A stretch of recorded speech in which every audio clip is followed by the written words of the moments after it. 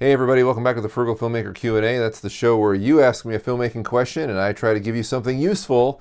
If you'd like your question read on the show, please send me an email to thefrugalfilmmaker@gmail.com. That's your best chance you have getting your question read on the show, or you can comment below or send me a message on Twitter @frugalfilmmaker. After last week's Q&A, when I talked about potentially going on Patreon and maybe offering some kind of reward for, say, early viewing of the regular episode during the week, I got a lot of great feedback from everybody. Got a lot of awesome comments and input from people, and that's what I really need. I need to know what I can do to make the channel better, since you, the viewer, are the ones consuming it.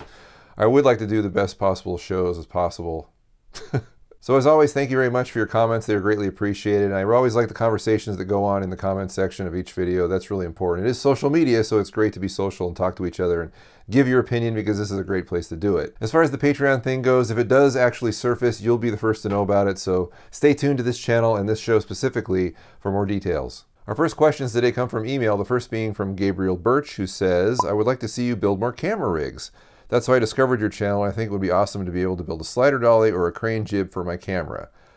Well, I'm not sure if you're aware, Gabriel, but I did build those rigs already, and I realize it's been a few years and they definitely need to be updated.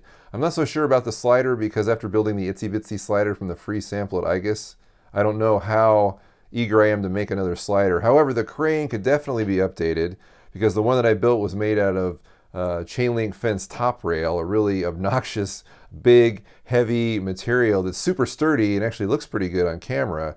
But just putting that together and dealing with that can be kind of a hassle. So I've since tried to update that design in the past, like the crane. If you saw the behind the scenes on Invader, the crane shot that I used there was the Frugal crane 3.0, and several people have said, show us how you did that. And I have said, well, it was a failed design because the whole thing bowed after I tightened the turnbuckle around the two pulleys with the vinyl covered clothesline, and it just didn't work very well because I actually had to run it in front. And even though it was a failed design, some people said I should publish it anyway. I'm not so sure I'm going to do that, but I am going to do something that's updated and that's better, and that should be at least the same price or lower. I'm actually more interested in doing kind of a smaller design or a mini jib, because a lot of camera moves are real subtle, kind of like the itsy bitsy slider moves, where they're just enough to give your shot kind of a touch of class without being static. And I'd feel the same way with this little jib. I'm thinking about making one out of a broom handle, kind of using the same basic design, only making out of one solid piece of wood, so you don't have that bowing issue. You can do the same thing out of a metal pipe also, but there's a concern about weight on the tripod. And I know a lot of people say, I didn't have, industrial strength tripods like you did. I need to do something that's smaller, more compact, lighter. I don't know if you're going to be able to go as high up in the air as with the original crane, because that was really long.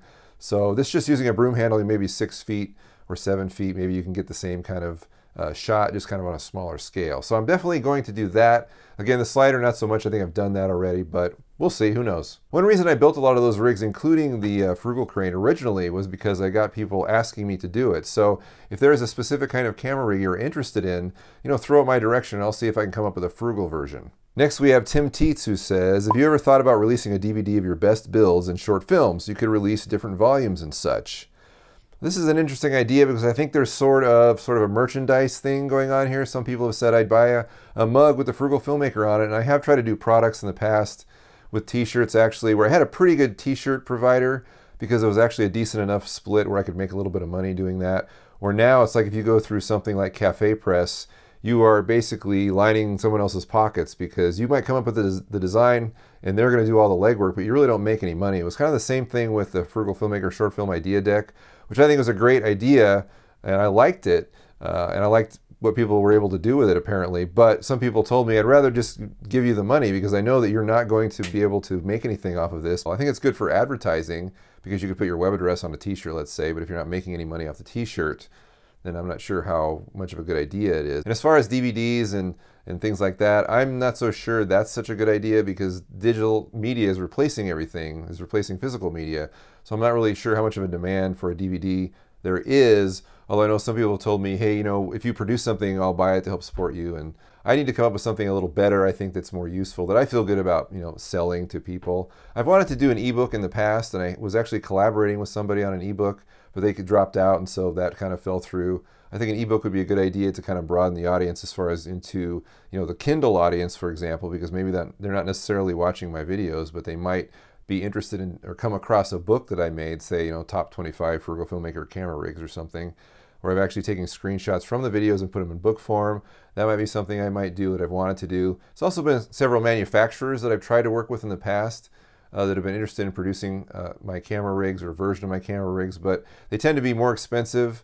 And they kind of get away from the whole frugal idea. And then they all fell through for one reason or another and just weren't able to do that. So there have been several things that have been in the pipeline for a while that just never materialized.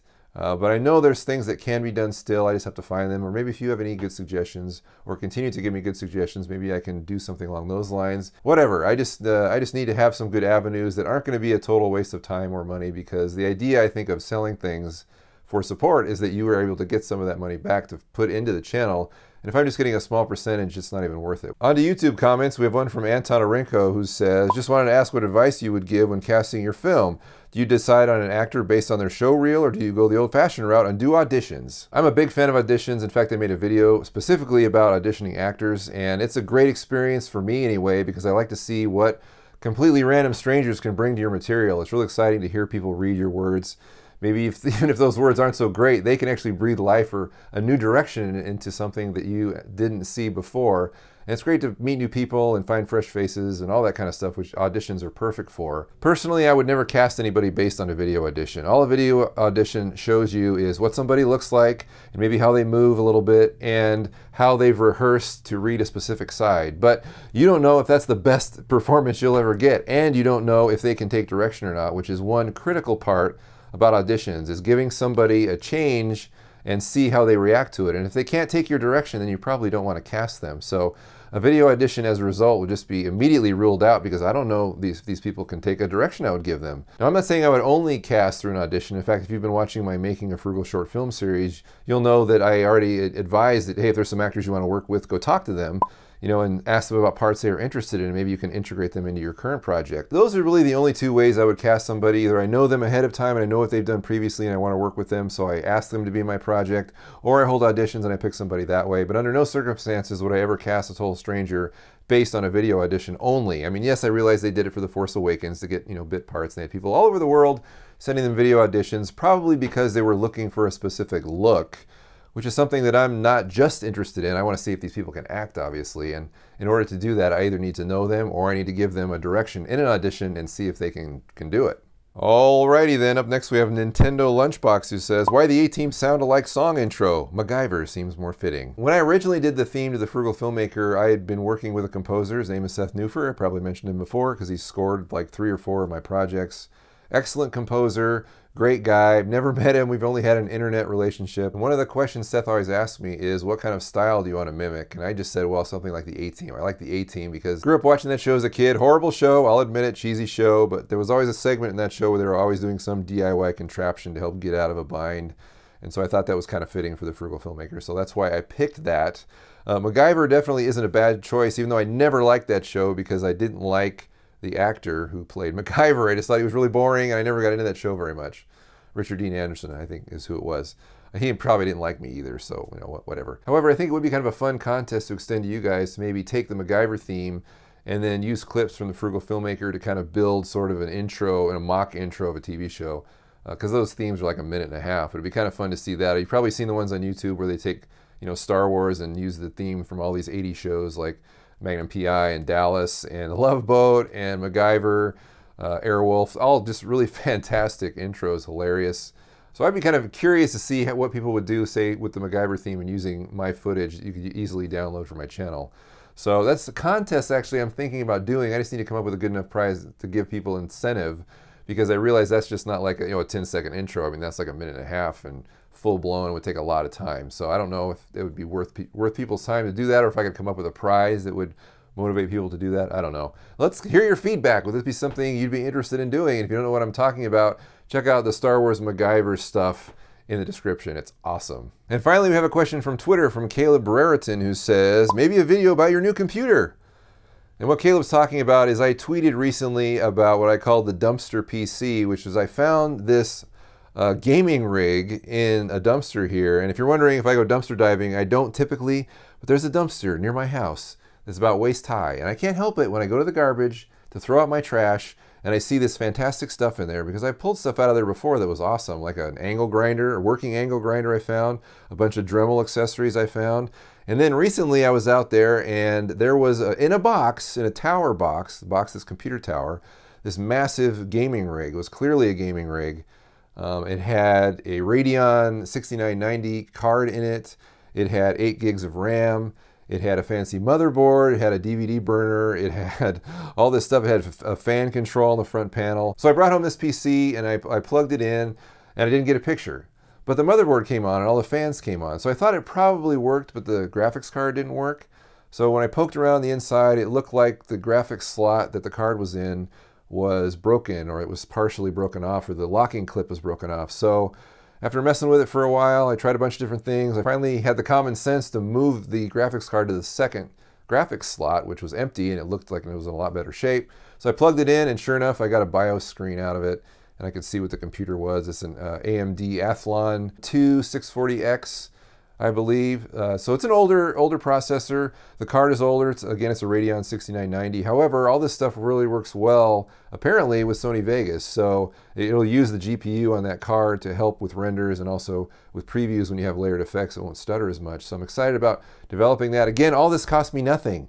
The only thing that's going to cost me anything is that I'm buying an operating system, Windows 7, to put on there so that I can load Vegas and then see if I can get to the GPU and make my editing faster. Because running this channel is all about speed. If you're wondering how it was possible someone would throw away a perfectly good gaming rig, even if it's from 4 or 5 years ago, or the DeskJet printer, for example, or any of the other stuff I found, well, the answer is simple. But when people leave this town, they can't just drive away. They can't just fill a moving van and drive away. They have to fly out.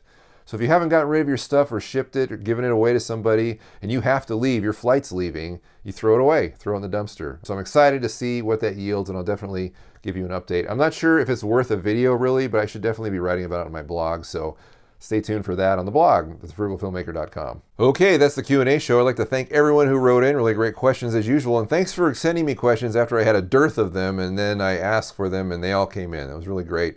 Appreciate everyone's comments and continued input and support. Very much appreciated. I wouldn't be running this channel if it weren't for you guys, because I wouldn't be motivated to do it. But I've gotten lots of fantastic comments about how much this channel has helped you as filmmakers, and I really appreciate that, because then it feels like I'm actually doing something meaningful. So keep it up, and I will keep it up. At any rate, stay tuned later this week for another Frugal Filmmaker video, and then another Q&A on Tuesday. We'll see you then. Bye-bye.